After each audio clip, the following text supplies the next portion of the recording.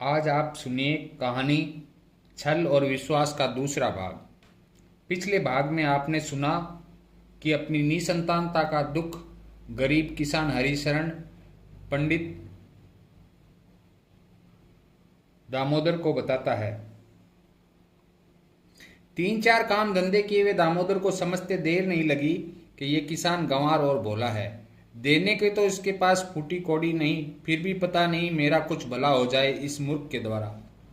क्यों नहीं, मैं भगवान से तुम्हारी बात रख सकता हूँ। मेरी अक्सर प्रभु से बात होती रहती है।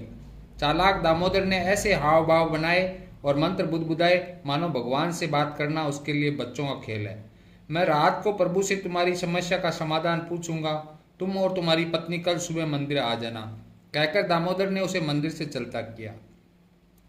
भोला हरिशरण खुशी खुशी घर लौट आया और पत्नी को सारी बात बताई। कमोबेश नाम मात्र आस्तिक पत्नी चिंतित हो उठी।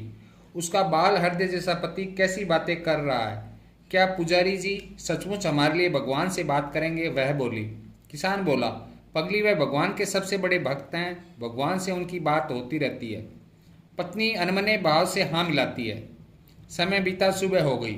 जल्दी जल्दी वह सारे काम निपटाकर मंदिर पहुंचे। दूर से उन्हें आता देखकर दामोदर पूजा का ढोंग करने लगा। पूजा समाप्त करने पर उसने देखा कि पति पत्नी दोनों खड़े थे। वह बोला, बैठो, और किसी राजा की भांति उनकी फरियाद सुनने लगा। वह बार बार गला खंकार कर सांप का और मंत्र बुदबुदाता। कुछ देर बाद वह किसान की पत्नी की तरफ देखते हुए बोला, समाधान के लिए मुझे तुम्हारी पत्नी से कुछ बातें पूछनी है। इसका घूंघट हटवाओ। भगवान से क्या पर्दा। पत्नी के एक बार तो मन में आया कि दोनों को यहीं अकेला छोड़कर घर वापस चली जाए, मगर पड़ोसनों के तानों ने वहां से उठने न दिया और पति की आज्ञा पाकर उसने घूंघट हटा दिया। जैसे ही दामोदर की नज़र किसान की पत्नी से मिली, उसका ढीला पड़ा शरीर सावधान की मुद्रा में आ गया। उसका ईमान डोलने लगा। उसने सपने में भी न सोचा था कि इस मूर्ख की पत्नी इतनी सुंदर और सुगठित शरीर की धनी होगी।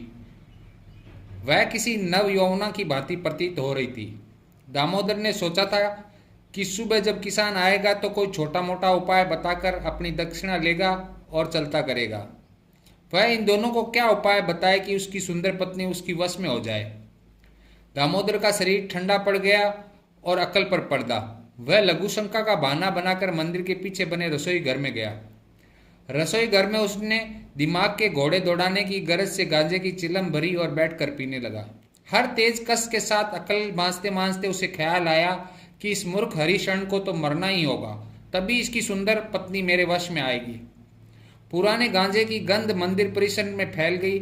इसे किसान की पत्नी ने भी महसूस किया। मैंने रात को भगवान से तुम्हारे लिए प्रार्थना की थी।